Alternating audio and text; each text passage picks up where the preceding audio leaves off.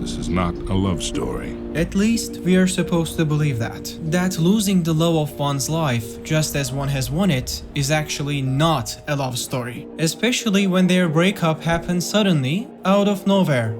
Am I right? Well, I think you're wrong.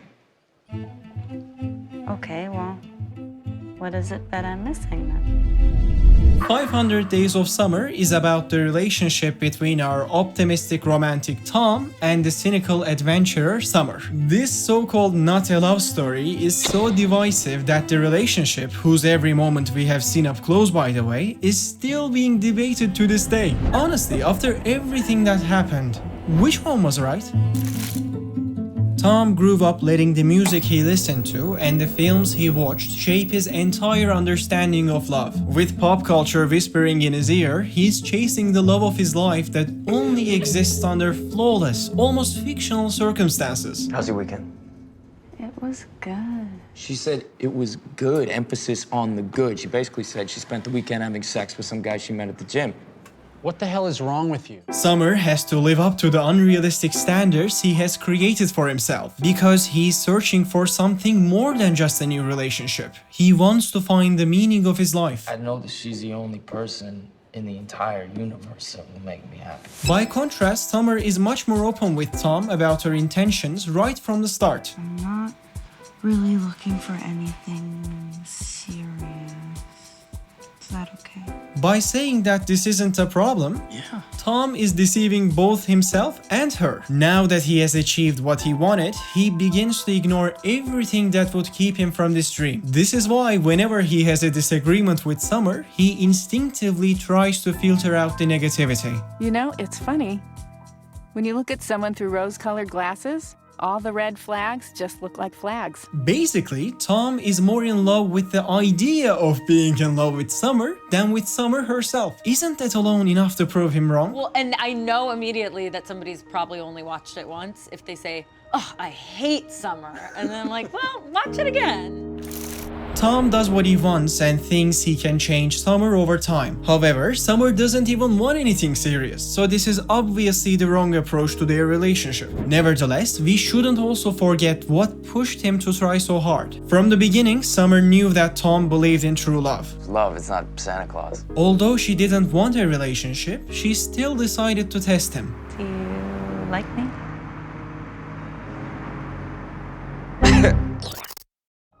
Then, despite saying she wanted to remain friends, the next day it is not Tom who makes the first move. It is her. So maybe Tom was the one filtering out the negativity, but it was clearly Summer who was giving him the glasses. When she finally decides to break up with him, she doesn't even care about his feelings. Let's just eat and we'll talk about it later. I love these pancakes. What? But there is also another reality.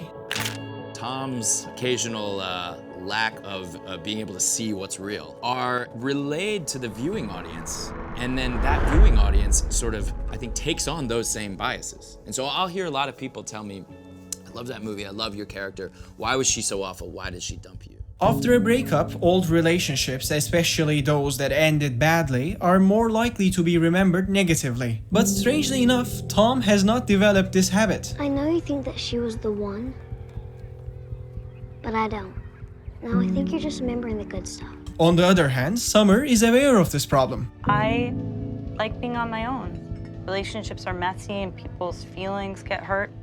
Who needs it? Summer is completely honest. And upfront The entire from the beginning. movie. That's right. Wait a second. Although we say Summer is so honest, we also must not forget that after they broke up, when she ran into Tom at a friend's wedding and danced with him, and when she invited him to her house party and didn't even mention her boyfriend, whom she was about to marry by the way, I don't know how honest that was. When asked why she hid this important detail from Tom and showed him affection while dancing, Because I wanted to. Her response raises questions about whether she's as honest as she claims to be. But for me, the breaking point comes in a scene where it's raining like hell, as if even the sky couldn't hold Tom's disappointment. One evening, while our couple is at the bar, a man tries to hit on Summer. How's it going? At first, Tom doesn't say anything, but when the guy starts making fun of him, he loses control and... he punched the guy not for hitting on Summer, but for mocking him. While that might make him seem justified, what he says next... Wait, are you mad at me? I just got my ass kicked for you. Unfortunately puts him in the wrong. He then complains about the lack of commitment in their relationship and finally decides to end it. That evening, this nameless relationship had to end because Summer wanted to remain friends while Tom dreamed of becoming her soulmate. But in the middle of the night, Summer shows up on his doorstep and keeps giving hope to our confused romantic by saying that she still cannot be his girlfriend, but she still likes him. Because Summer is a selfish person. Just like Tom. I love how she makes me feel. It would be ridiculous to argue that love should always be selfless. Ultimately, selfishness is a trait we all share, of course to a certain degree. But Tom, who sees Summer as his life partner, never once attempts to learn more about her throughout the movie. When you watch the scene where they're in bed and they're talking to each other, and then the narrator starts, then it's like her voice, who's a confessional voice, just completely fades out, and then the narrator is like, Tom felt so special that she had never told anyone these things before. He wondered if anyone else had made it this far. And I'm like, but what did she say? What? Listen to what she's saying. If it's all about him. While we know that Tom's dream is to become an architect, all we learn about Summer is that her favorite Beatle is Ringo. This is exactly why when Summer leaves him, his one-sided understanding of love suddenly falls apart.